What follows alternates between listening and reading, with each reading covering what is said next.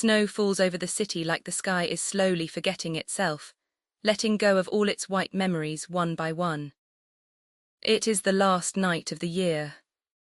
Behind frosted windows, candles burn in golden rows, and the smell of roasted apples and cinnamon drifts through cracks in door frames. Chimney smoke rises in soft columns, bending in the wind like old men walking home. But between those warm houses, in the narrow places where the light does not quite reach, the cold has teeth. And there, on a cobblestone corner where the gutter ice has frozen into dark glass, a single small figure sits barefoot still, and glowing faintly with the last stubborn heat of being alive. Her name does not matter now, what matters is this.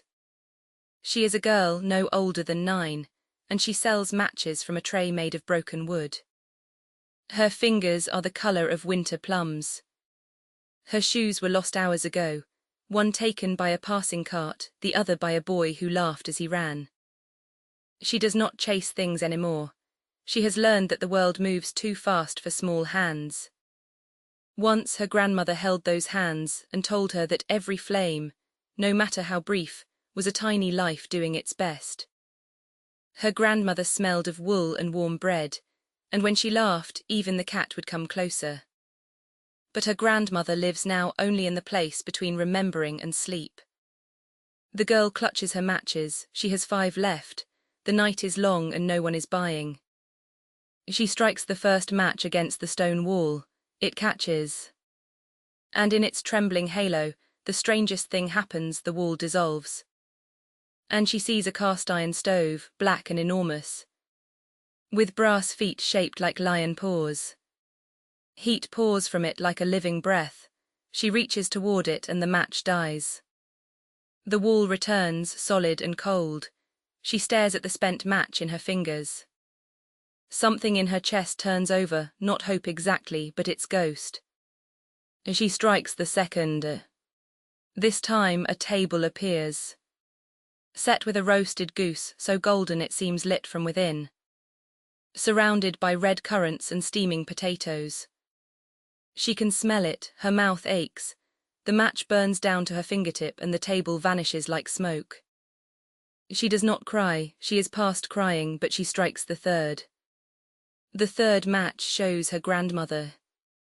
Not as she was at the end, thin and grey, but as she was before, round-cheeked, laughing, her apron dusted with flour. The girl whispers her name, and her grandmother turns. And her eyes are so full of knowing tenderness that the girl feels something crack open inside her chest. A door she had sealed shut to survive. The match goes out, darkness rushes back like deep water, the girl is shaking now. She strikes the 4th match with desperate hands. And this time the flame climbs higher than it should. Higher than any match flame has a right to climb. It spirals upward and becomes a trail of sparks, and the sparks become falling stars. Dozens of them streaking across the sky above the alley. One star does not fall. It descends slowly, gently, and as it nears the ground it takes shape, a child. Luminous and translucent, made of soft white fire and the dust between constellations. The star-child hovers before her, no bigger than she is, with kind dark eyes that hold no pity, only recognition. The star-child extends a hand, the girl takes it. Warmth floods through her like summer rain. Above them, the sky opens into a path she has never seen, a corridor of gentle light winding between the stars. Along its edges she sees small glowing shapes, a wooden top, a pair of shoes, a half-eaten apple, a lullaby still humming. These are the lost things, the star-child says, and its voice sounds like a bell heard from very far away. The hopes that no one came back for, they wait here and they shine. The girl sees at the far end of that luminous road her grandmother standing in a doorway made of dawn, arms open, patient as the earth. "You were never forgotten," the star-child whispers, "not for one moment." The girl feels her last match ignite between her fingers, though she did not strike it. It burns with a steady, quiet flame that does not hurt. Morning comes. The snow has stopped. Neighbours find the girl on the corner, still and peaceful. Her face touched with an expression they cannot explain, not sorrow, not pain, but something close to wonder. The spent matches lie around her like tiny fallen branches. No one knows what she saw.